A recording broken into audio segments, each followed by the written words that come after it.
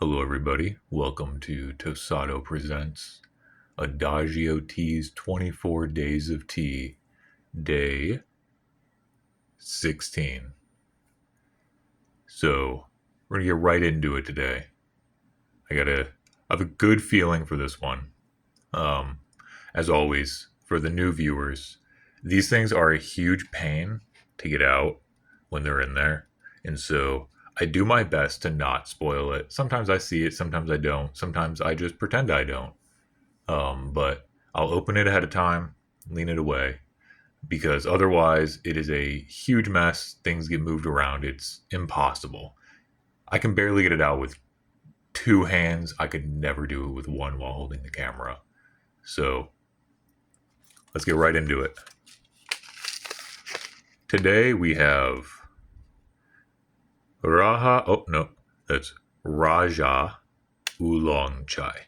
I saw the light J and I was like, oh, we're getting Spanish? Raja? No, it's with chai. It's gonna be Indian, so it's gonna be Raja. Raja, I think it's like prince or king or something in some of the Indian dialects. It's where like your name. I think that's potentially where the etymological starting point of like Raj and all those names come from. Anyhow, I'm expecting just a strong oolong chai. Normally, your masala chai uh, or chai tea, there's a bunch of names, but normally those are just going to be like a standard black tea with a lot of spices. One of the big ones we're going to expect to see in a chai is going to be cardamom, very common of the region. What are we getting? We got oolong, cinnamon, ginger, cardamom, as expected, cocoa nibs, chicory, natural spicy cinnamon flavor. So we're getting a lot of depth to that cinnamon. We're getting ginger and black peppercorn and cloves. This should have a ton of depth of flavor to it, at least for the first steep. I'm worried about it being the natural spicy cinnamon flavor, losing that, but the rest of it should retain. So we should have a good depth of flavor for that first steep, and it should actually retain through the future steeps. So we're going to get this one open. We're going to see how it looks, see how it smells.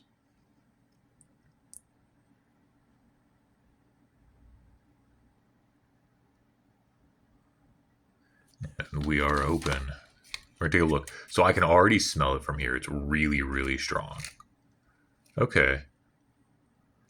Not as oolong shaped as I would like to see, but not unappealing. Ooh, it smells like spices, let me tell you.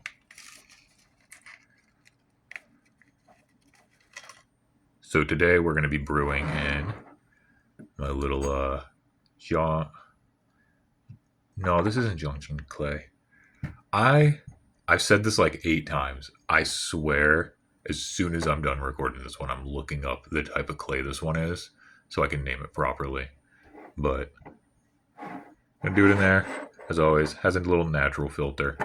Big fan of these. If you're gonna invest in a piece of tea equipment, I recommend one of these. It's really easy. They're really nice. They retain their heat well. Everything's nice about them. Let's get that in there.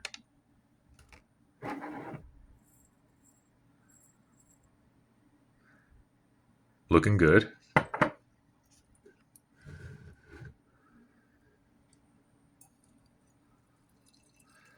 We love the room for everything to float around. Gives you a good balanced infusion. We're going to do a little light on this one. See how strong we can get that spiced flavor. That's where it's going to go to about there. These little teapots, they technically can fill to the very, very top. Like you can have this dipping in water, no problem. You can have it overfilling a little. We want to get into Chinese teapots. There's a lot to discuss, to be completely honest. More than I even know where to begin. One of the most interesting things is because it's been done for so many thousands of years, really, really high quality teapots the way you tell is really the spout. And I don't know how to tell from sight. I don't know if anyone can, but I know I can't. But when you pour into a vessel of water, if it already has water, if it's still, when you pour, the amount of disruption to the water determines really the quality of the teapot. It's really cool. There's some videos out there that I've seen, and there's some, and I've experienced it, like seeing porn. Seeing it poured. I don't have any of them myself, but it's very interesting just seeing how little disruption to the water you can get from a teapot pour. While we're waiting, Visa is doing fine. I love saying it. It's like a German word, you feel powerful. It's like Visa. He sounds strong. Now you know he's gonna grow into something real special. His old clips are starting to recover, so I'm probably gonna have to trim him here in about a month. I'm trying to give him a lot of time to really grow those roots before I mess with him, though. So they didn't really. When I went to my bonsai class, they didn't tell anything about like a specific timeline for when it's okay to cut and when it's not. But I'm just kind of watching, looking for new growths. That whole thing. He's been doing very, very good though. His roots are looking good. I can't wait to eventually repot him into something a little bigger as he gets bigger, just because I want to see his roots again. I remember his roots so fondly as I held them. It's like holding a baby. But I digress. We've been steeping for a while. Actually, ooh, hot. Oh, we get some deep color, but it's still got a lot of room to spread. So probably another minute or so, just based on color and based on time. That should about match up. Oh no, we probably got about a minute and a half. Anyhow, so history of the word chai. It derives from the word cha, which is the original Chinese word for tea. That's where most every bit of tea culture comes from. There's there's a lot of historical arguing that it doesn't come from China because the tea originally comes from Yunnan mountain range, which everybody knows. Well, not everybody, I should clarify. There's been work by some like Chinese dynasties and empires over time to try and change where tea originated to be from the historical Chinese land. The Yunnan mountain range was contested land for a very, very long time. It's the like southern one of the southernmost parts of China. It borders with Myanmar, used to be known as Burma. It's down like, not far from like Vietnam, like that area. Obviously that means not far from Nepal and not far from, moral of the story here, India.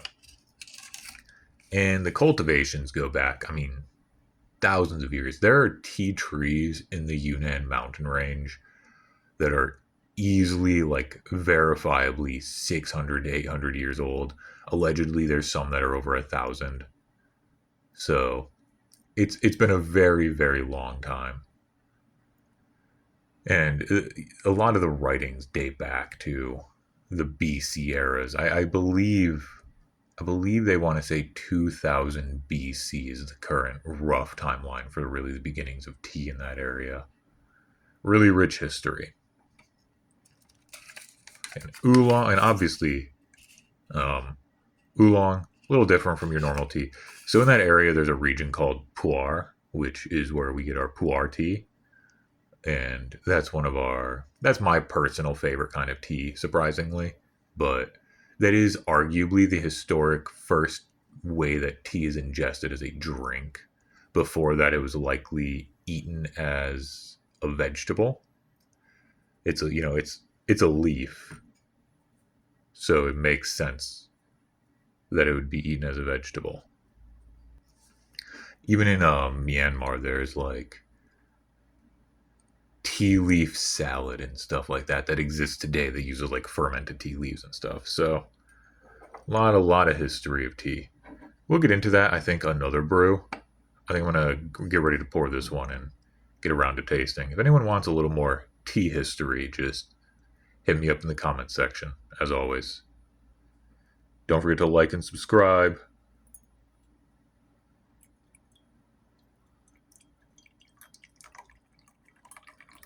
Beautiful, beautiful, rich golden color. Okay. A little too much water. I wanted a little bit less in there just because of the vessel size. That's all right. So, beautiful gold. You can really see through it. Not too much floating. Generally pretty good. It's going to happen, but. Oh, yeah, there's that natural spicy cinnamon flavor.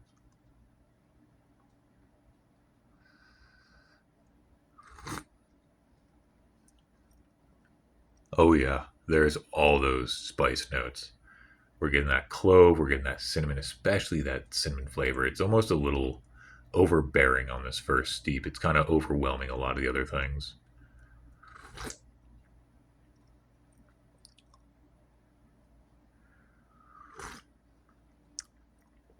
Really, really good.